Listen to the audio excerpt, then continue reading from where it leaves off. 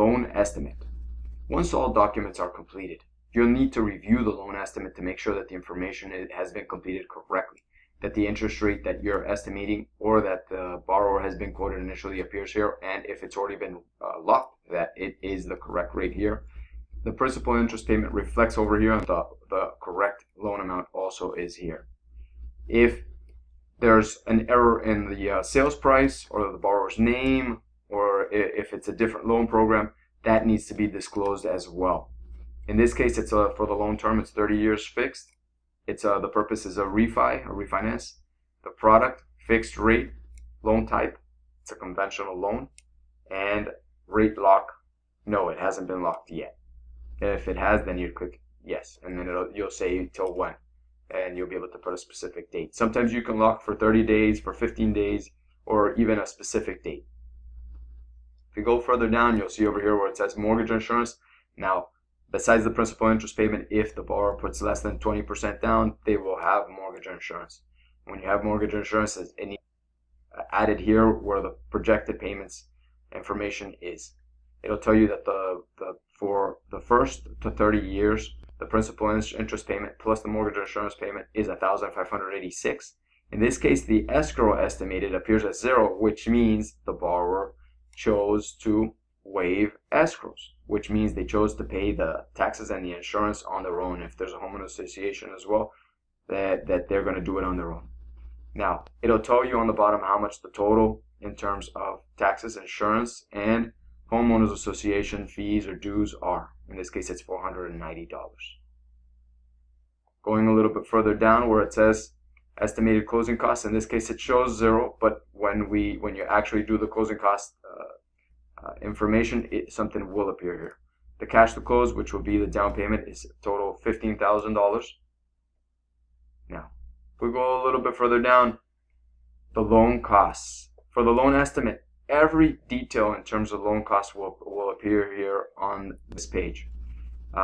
Over here where it says if origination charges, if there's any discount points that need to be paid to be able to have a specific rate that the borrower wants, then that'll appear here. If there's any origination fees by the loan originator that they're charging the borrower, appear here as well. There's a certain limit in terms of fees that can be, specifically for this section, that can be charged to the borrower. It's usually a total of 3% plus a few other charges that appear on the application or the loan estimate. And you want to make sure that you verify that with the lender that you're not passing the total fee threshold. Over here where it says on B, services you cannot shop for, if the borrower has to pay for the appraisal, credit report, flood certification, those are common fees or charges that the borrower will have to pay, and they cannot shop for, that they're ordered by the lender. C, services you can shop for. This will usually be the title company, and sometimes a survey if you want to choose a different surveyor. The total of A, B, C will give you D down here. Going back to E, the recording fees usually in Florida will be around $300 on average. Sometimes it'll be a little bit less, a little bit more. So whatever the documents that need to be recorded for the deed and for the mortgage will have their own specific fees. Then the transfer taxes. The transfer taxes. Every county and different places in every state will have different transfer taxes. Transfer taxes are the doc stamps on the note and the doc stamps on the deed that need to be paid.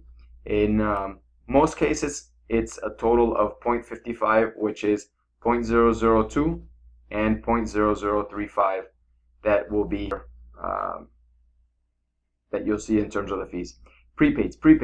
For prepaids, usually if you're closing on the 15th of the month and you have to pay 15 days of interest, that's where this will appear here, and it'll say exactly how many days and the interest, and it'll say how much in advance needs to be paid. The homeowner's insurance will usually be paid in advance, so that needs to be included there as well. Initial escrow payment at closing, if the borrower is going to have escrows for the homeowner's insurance, the property taxes, and the mortgage insurance. It'll appear here. It'll say how many months, and that'll be determined by the lender and then confirmed by the title company. So it'll say the total here. So these are other costs that also need to be included. Under other, you'll have other specific costs, like for example, if there's a transaction fee from the real estate company that needs to be paid, then that'll be included here as well. All the costs added from E, F, G, and H will appear here. If there are any lender credits, so for example, if the borrower is getting a 5% interest rate, and by getting a 5.5% interest rate, they're going to get a credit of $4,000, then that would need to appear here, and that'll reduce the total closing cost the borrower will come in with. Lender credits will not go towards the down payment. Very important to remember that. So when you see the loan estimate and the information as the processor, you need to make sure that that is not being included towards the that you don't tell the borrower or the loan originator that's going to be included towards paying down the down payment, because it won't. It's only for the closing costs. Now over here, it'll give you a summary, total closing costs. In this case, it says 0, but all loans have total closing costs. Now the total closing cost that'll be financed, it'll say here the down payment that the borrower is coming in with. In this case, we put $15,000, and then the deposit on the contract. And in this case, says 0, but on the 1003 it says $5,000. So this will be here as well. Funds for borrower, seller credits if there's seller's contribution, and then any adjustments and credits that the lender and the title company determine need to be there.